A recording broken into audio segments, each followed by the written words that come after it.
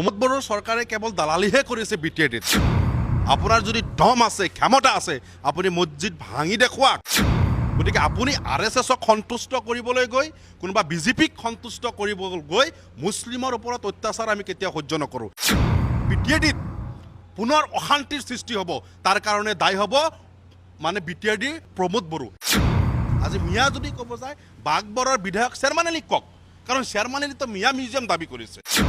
BTAD চৰকাৰত ইয়াৰ আগত যিটো চৰকাৰ আছিলে সেই চৰকাৰৰ জ্বালা যন্ত্ৰণা ভুগি আমি সংখ্যালঘু মানুহ, কাৰণ যিহেতু বিটিএডি অঞ্চলত 2 নম্বৰ স্থানত থকা আমাৰ সংখ্যালঘু মানুহখিনিয়ে আমাক বহুত জ্বালা যন্ত্ৰণাৰ অন্ত পেলাই আমি খাল কাটি কোমোৰ আনিছোঁ বুলি এতিয়া আমাৰ উপলব্ধ হৈছে।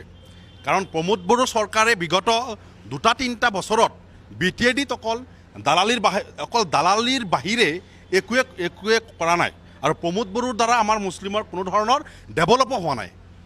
প্ৰমোদ বড়োৰ চৰকাৰে কেৱল দালালিহে কৰিছে বিটিএডিত, আৰু এতিয়া যিবিলাক উচ্ছেদৰ জাননী দিছে তাত আমি শুনা পাই আছোঁ যে আমাৰ 40 বছৰ পুৰণা এটা মছজিদ আছে, তাত সেই মছজিদো ভাঙিব।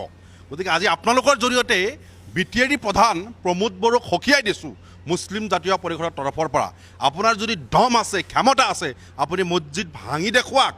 বিটিএডিত থকা সংখ্যালঘু 2 নম্বৰ স্থানত থকা সংখ্যালঘু মানুহে আপোনাৰ গাড়ী ভাঙি দিব যদি আপুনি সেই মছজিদত হাত দিব যায়, যদি মছজিদত হাত দিব যায়, চিধা কথা। গতিকে আপুনি RSSক সন্তুষ্ট কৰিবলৈ গৈ কোনোবা BJPক সন্তুষ্ট কৰিব গৈ মুছলিমৰ ওপৰত অত্যাচাৰ আমি কেতিয়াও সহ্য নকৰোঁ। কাৰণ বিটিএডিত আপোনালোকে চবেই জানে 2 নম্বৰ স্থানতে হ'ল সংখ্যালঘু মানুহ, আৰু প্ৰমোদ বড়ো ভাবিছে নেকি যে সংখ্যালঘু মানুহ নোহোৱাকৈ তেওঁ চৰকাৰ বনাইছে? ইমান সহজ কথা নহয়। আমি আছোঁতো, আমি অসমত জীয়াই আছোঁ, অসমত দল সংগঠন আছে, অসমৰ সংখ্যালঘু দল সংগঠন আছে।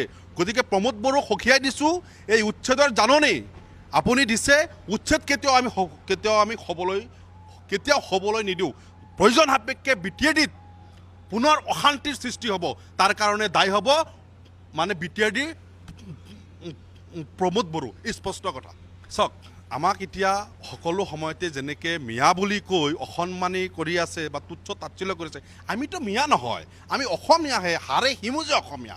কাৰণ আপোনালোকে জানে 1962 চনত 1962ত যেতিয়া ভাষা আন্দোলন হৈছিলে, সেই সময়ত অসমৰ সংখ্যালঘু মানুহে অসমীয়া মাতৃভাষা বুলি স্বীকৃতি দিছিলে। তাৰ কাৰণে আজিৰ ডেটতো আমাৰ এইখন অসমত অসমীয়া মাতৃভাষা হৈ আছে। কিন্তু আমি সংখ্যালঘু মানুহে যদি অসমৰ মাতৃভাষা, তেতিয়া সংখ্যালঘু লিখিলোঁ